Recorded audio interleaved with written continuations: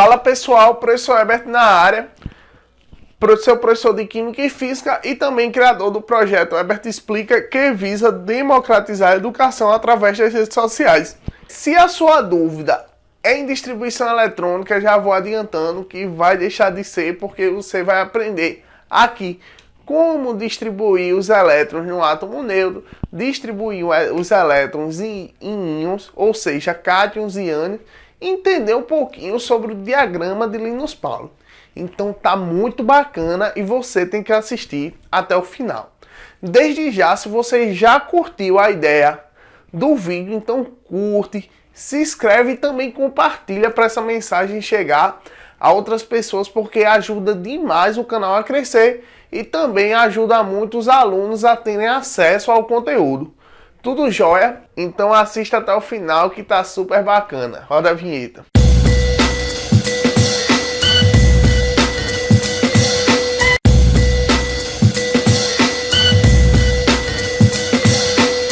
Então, pessoal, agora vamos deixar um pouquinho a conversa de lado e vamos entrar no assunto, porque eu sei que o que você quer é aula e aula de qualidade. Então, bora lá. Uma coisa para a gente começar, antes da gente entrar no que está escrito no quadro, a gente tem que lembrar que o nosso átomo é composto por duas regiões.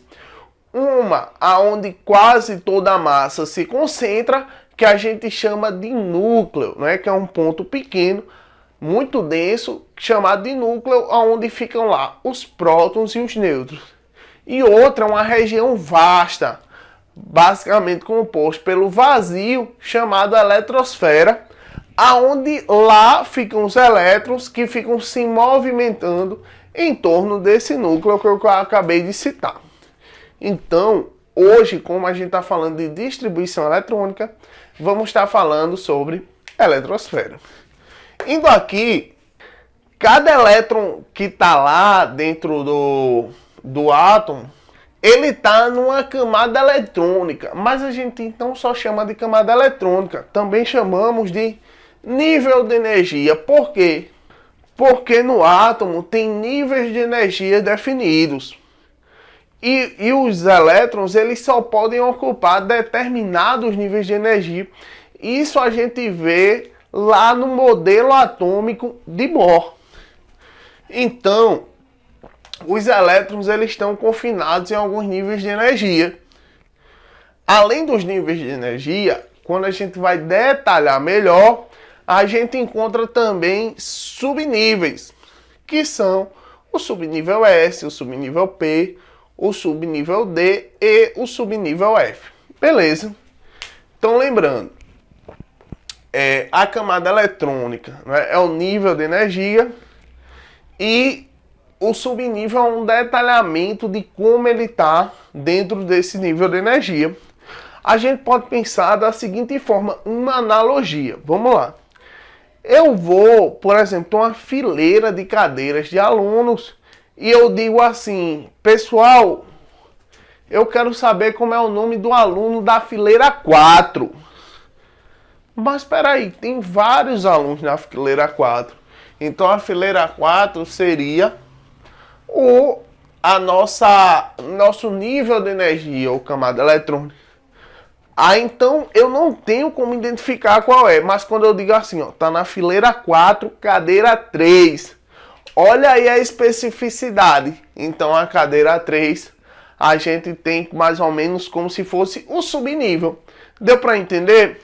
Agora bora para o nosso próximo passo da aula, que a gente vai falar sobre, propriamente dito, o que você veio ver, a distribuição eletrônica.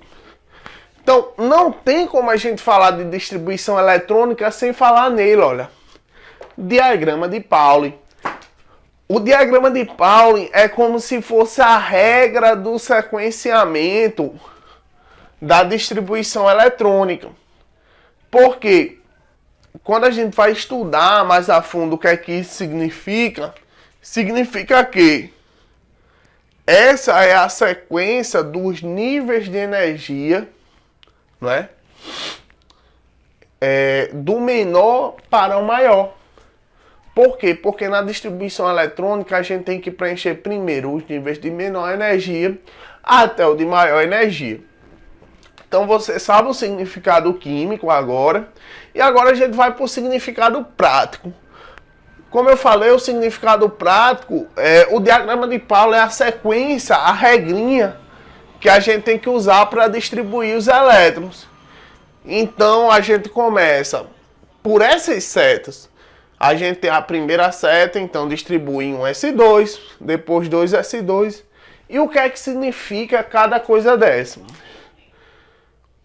1 é a camada eletrônica, S é o subnível e 2 aqui, ó, a quantidade de elétrons que esse orbital consegue comportar. Então, quando eu digo 2 aqui, 2 é a quantidade máxima que um S2 ocupa. Quando eu digo P6, eu estou dizendo que o P consegue comportar 6 elétrons. D10, no caso, a gente pode guardar 10 elétrons dele. E o F14, 14. Então, esse valor aqui, ó, que está como expoente, a gente tem como se fosse o valor máximo de elétrons que eu posso comportar.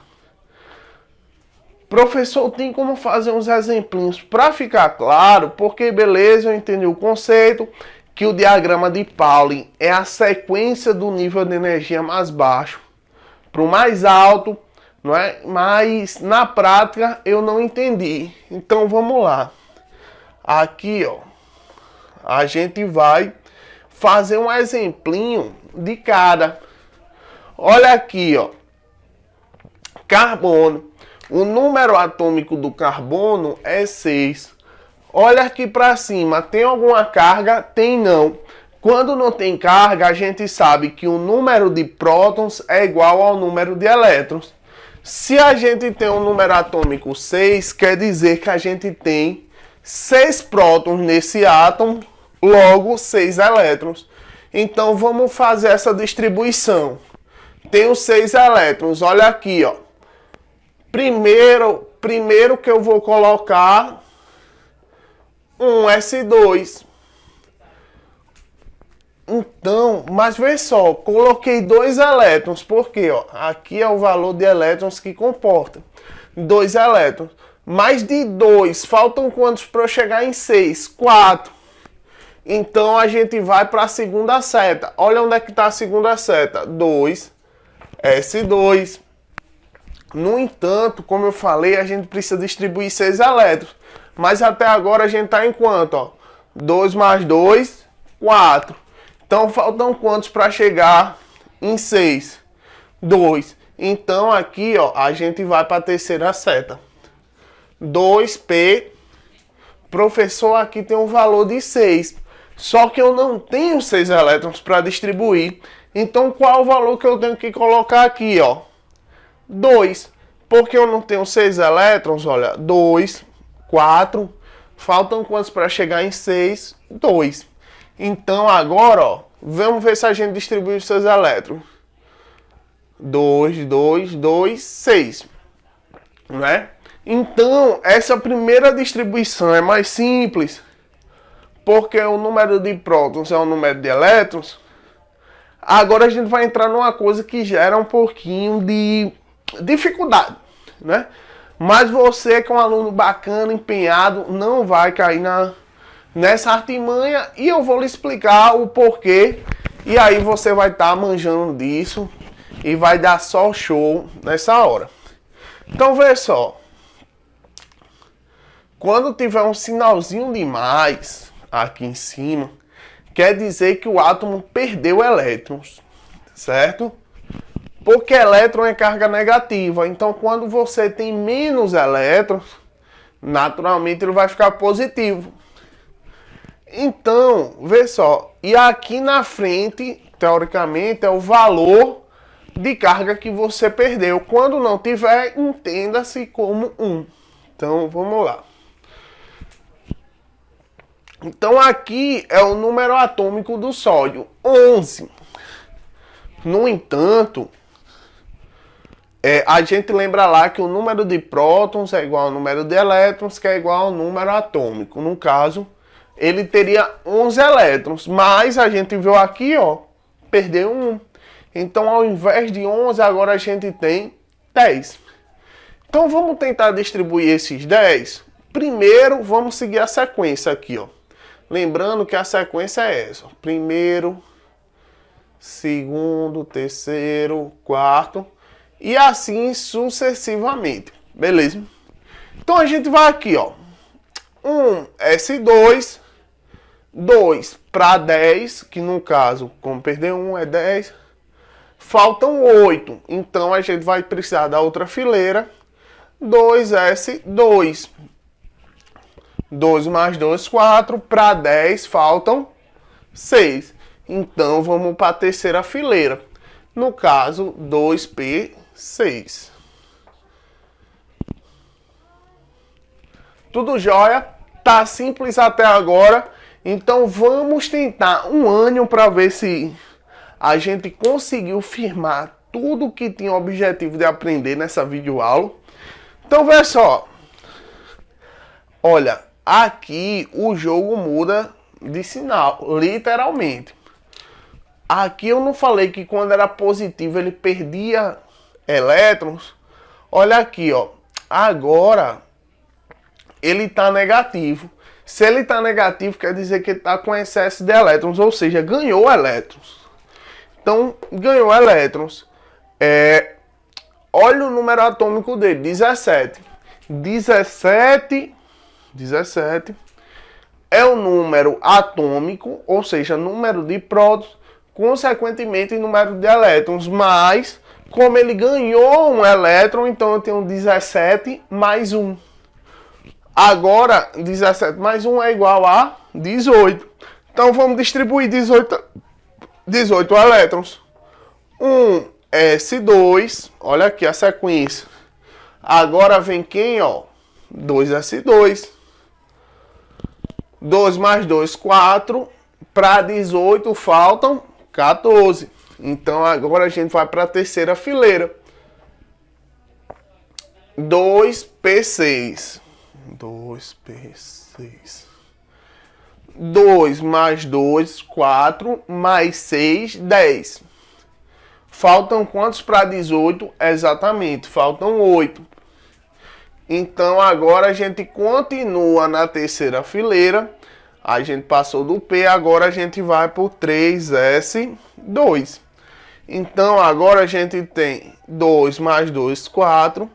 Mais 6, 10. Mais 2, 12. Faltam quanto para 18? 6. Então agora a gente vai para a quarta fileira. No caso, 3P. Faltam quantos, queridão? 6. Então a gente bota aqui, ó. 3P6. 18 elétrons perfeitamente distribuídos. Então, deu para sacar, aprendeu tudo. Então, como eu falei, não esquece de curtir, de compartilhar, que ajuda demais ao nosso trabalho continuar. Então, só para revisar, níveis de energia é esses valores aqui, né? O subnível são essas letras S, P, D e F.